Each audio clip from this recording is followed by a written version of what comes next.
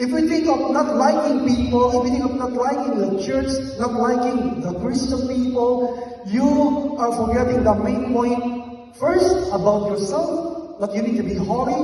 Second, that you are forgetting the main point about others.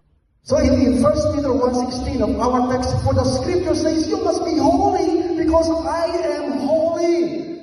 So sometimes you are judgmental. Like what I said earlier. You've seen these people, Lord, I cannot be able to worship you again. I've seen that person again in the church.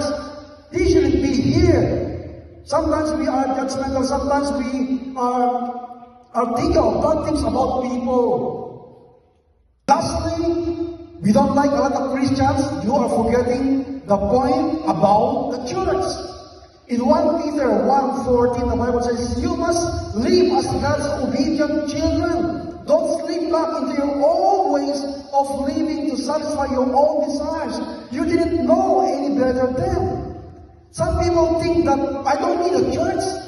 But for you to grow, you need a community. For you to advance and fulfill what God's will, God's calling in your life, you need a community, you need a church, you need a brother and sister that will guide you. Can I amen?